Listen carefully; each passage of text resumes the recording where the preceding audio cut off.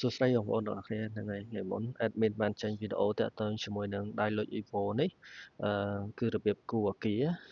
គឺរូបរាងបែបនេះហើយក្នុងនោះដែរខ្ញុំបានចេញជាវីដេអូនៅក្នុងនេះដែរនៅក្នុង playlist របស់ខ្ញុំគឺ Dialog Evo ក្នុងនោះខ្ញុំវីដេអូទី6នោះគឺខ្ញុំនិយាយពីការគូរអគារហើយការគូរអគារនេះយើងបានគូរបែបនេះហើយថ្ងៃនេះខ្ញុំលើកយកពីចំណុចទៀតទាក់ទងជាមួយនឹងការបបែកបន្ទប់គូរបន្ទប់នីមួយៗគូរបន្ទប់នីមួយៗហើយយើងដាក់ឈ្មោះឲ្យបន្ទប់តាម layout plan របស់យើងហើយក្នុងនោះដែរវា layout plan យើងដែលខ្ញុំលើកមកបង្ហាញគឺប្រភេទជា flat house ផ្ទះល្វែងអញ្ចឹងណាក្នុងនោះយើងបានគូរអគាររួចហើយតោះឥឡូវខ្ញុំមកបង្ហាញពីរបៀបបែងចែកបន្ទប់គូរបន្ទប់ក្នុងនោះដែរបងប្អូនចុចលើនេះដើម្បីយក top view យក layout យើងវិញអញ្ចឹងតបមកបងប្អូនយើងអាចសម្លឹងមើលដោយភ្នែកយើងអាចឃើញបន្ទប់ជាក់ស្ដែងមានប្រមាណបន្ទប់បើសិនជាយើងបែងចែកណាហើយក្នុងនោះដែរ admin recommend ឲ្យបងប្អូនបែងចែកបន្ទប់ឲ្យដាច់មានន័យថាឧទាហរណ៍ថាគ្នាក្នុងមួយ block នេះបងប្អូនត្រូវបែងចែកជាពីរបន្ទប់មួយជាបន្ទប់ដេកមួយជាបន្ទប់ទឹកហើយក្នុងនេះដែរឧទាហរណ៍ថាបងប្អូនឃើញចឹងថាគូវត្តមួយធ្វើតែមកបន្ទប់តែមកអត់កើតទេដោយសារមេរៀននៅខាងមុខទៀតទៅនេះយើងត្រូវមានdescription ណាតាមបន្ទប់នីមួយៗថាក្នុងបន្ទប់ហ្នឹងការបំភ្លឺវាគ្រប់អត់អីអត់អញ្ចឹងខ្ញុំ recommend ឲ្យបងប្អូនគូរឲ្យគ្រប់បន្ទប់អញ្ចឹងឥឡូវបើតាម layout យើងមើលជាក់ស្ដែងនេះខ្ញុំបែងចែកវាជា4បន្ទប់មួយគឺ hall ធំនេះមួយ hall ធំនេះវត្តតាំងពីក្រោមជណ្ដើរនេះរហូតមកដល់ back side ផ្នែកខាងក្រោយហើយវត្តជុំវិញអញ្ចឹងអាហ្នឹងគឺជាបន្ទប់មួយបន្ទាប់មកទៀតបន្ទប់ទឹកនៅក្រោមជណ្ដើរបន្ទប់ទឹកនៅក្រោមជណ្ដើរមកបន្ទប់គេងមកបន្ទប់ទឹកឥឡូវយើងគូរបន្ទប់គេងមុនចង់គូរបន្ទប់គេងមុនបងប្អូនត្រូវមើលលើនេះដែរបងប្អូនមើលលើនេះមើលឡើង construction បងប្អូនត្រូវចុចលើនេះរាប់ពីលើទីពីលើមកទី4គឺរូបបែបជា floor បែបនេះបងប្អូនមើលពាក្យថា draw new room បងប្អូនចាប់ផ្ដើមចាប់ snap វាគូរដូចដែលយើងគូរ building នៅវីដេអូទី6នៅក្នុង channel របស់ខ្ញុំហ្នឹងទៅបងប្អូនគូរបែបហ្នឹងទៅ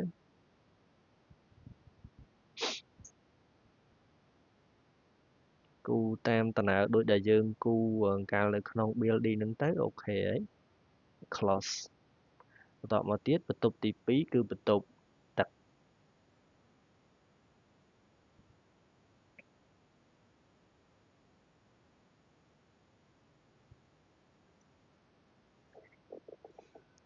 ទឹកដល់ពេលបន្ទប់ទឹកហ្នឹងបងប្អូនគូររួចហើយឥឡូវឈប់ខ្ញុំបើកបន្ទប់ខ្ញុំបើកអសបើកបន្ទប់សិនមកខ្ញុំគូរបន្ទប់នេះមួយទៀត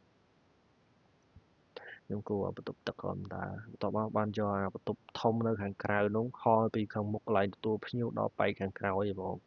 អញ្ចឹងយើងគូរធម្មតាអញ្ចឹងមក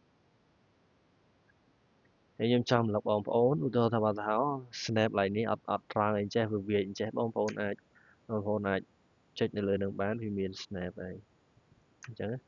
ឧទាហរណ៍ថាឥឡូវខ្ញុំចង់គូអញ្ចឹងហើយខ្ញុំចង់បន្ថែមចំណុចបងប្អូនអាច right click លើវា add point ចុចឡើងនេះមួយ add point ឡើងនេះមួយទៀតមកហើយបងប្អូនអាចទាញបានទៅតាមបងប្អូនតាមចិត្តបងប្អូនអីចឹងប៉ុន្តែបន្ទប់ហ្នឹងវាមានធ្វើរូបរាងបែបហ្នឹងអីចឹងយើងគួរត្រង់ចឹងមកបន្ទាប់មកទៀតនេះបន្ទប់ចុងក្រោយបន្ទប់ធំមួយនេះហើយបន្ទប់ធំនេះពេលដែលនេះឥឡូវខ្ញុំ view 3D ឲ្យបងប្អូនមើលពេលដែលខ្ញុំគូបាន3បន្ទប់ចឹងហើយឃើញទេវាបែងចែកឲ្យហើយកម្ពស់របស់យើងមានកម្ពស់3ម៉ែត្រកន្លះឃើញទេពេលបែងចែកពេលយើងគូហើយវាខណ្ឌបន្ទប់ឲ្យយើងអញ្ចឹងវាបែកបន្ទប់ឲ្យយើងអញ្ចឹងហើយបន្ទប់ចុងក្រោយគឺបន្ទប់ធំនេះតែមក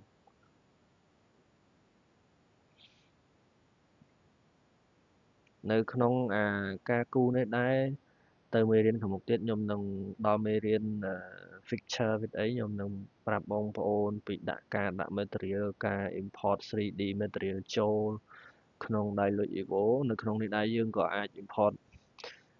3D object ដូច SketchUp ដូចអីចឹង យើងអាច import ចូលបានទាំងអស់ចាក់ពណ៌ចាក់អីតាមចិត្តយើងចង់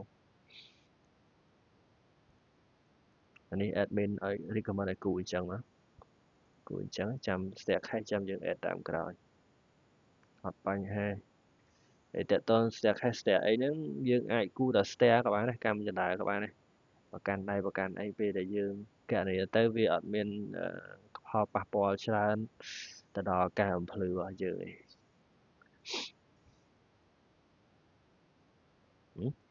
យើងហើយឃើញទេយើងបានបន្ទប់បែបនេះហើយបន្ទាប់ពីយើងបានបន្ទប់នឹងហើយយើងចង់ដូរបន្ទប់ឈ្មោះបន្ទប់ណាដងដូរឈ្មោះបន្ទប់បងប្អូនធ្វើមើលចុច line construction បងប្អូនចុចមកខាងក្រោមមើល line ខាងក្រោមអក្សរ T នេះបងប្អូន select លើអក្សរ T មកបងឯងចុចលើអក្សរចុចលើអក្សរយើងអាច move បានហើយឥឡូវអានេះខ្ញុំដាក់ថា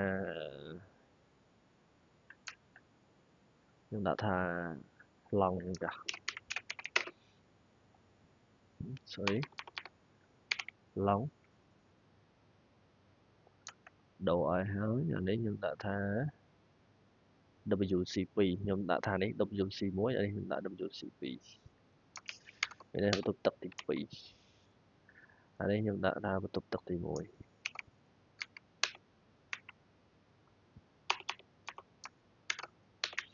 ្ទប់ទឹកទី1អានេះខ្ញុំដាក់ថា bed 1នេះ bedroom ទី1ហើយយើងក៏អាច move អក្សរនឹងបានកែប្រែអក្សរនឹងបានណាយើងអាច move ហើយកែប្រែអក្សរនឹងបានតាមដែលយើងចង់មានន័យថាយើងចុចនេះហើយយើងចុចកន្លែងអក្សរ T កន្លែង tick នេះណាយើងអាច select លើវាយើងឃើញ snap យើងអាច move បាននៅក្នុងនោះដែរយើងអាចដាក់មុំអក្សរដែរឧទាហរណ៍ថាខ្ញុំចង់បានមុំប្រឈរខ្ញុំដាក់90ដាក់ L មើលអញ្ចឹង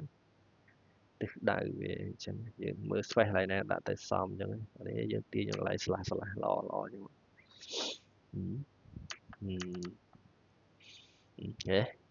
វាបែបនេះពេលដែលបងប្អូនដាក់បន្ទប់ហើយបងប្អូនមើលកន្លែងនេះមានន័យថាអាកន្លែង port បន្ទាប់នេះមានន័យថាយើងតាមបន្ទប់នីមួយៗនៅក្នុងជាន់ ground floor ហ្នឹងអញ្ចឹងក្នុងហ្នឹងវាមានបន្ទប់ bedroom 1 long WC1 WC2 យើងបែងចែកអញ្ចឹងហើយសម្រាប់អានេះមានន័យថាអគារទាំងមូលជាន់ទី1ហ្នឹង section ទាំងមូល 3D ទាំងមូលអញ្ចឹងនៅវីដេអូក្រោយខ្ញុំនឹងប្រាប់បងប្អូនពីរបៀបដាក់ទ្វារគូលរបស់របរ sketch ឡើងតាមឧបករណ៍នីមួយៗការចាក់ពណ៌ទ្វារហើយបន្ថែមទៀតបាទវីដេអូនេះមានតែប៉ុណ្ណឹងហើយបើចូលចិត្តកុំភ្លេចជួយចុច subscribe channel YouTube តាមរយៈ link នៅក្នុង description ហើយក៏ដូចជា like និង share page នេះផងបាទអរគុណច្រើន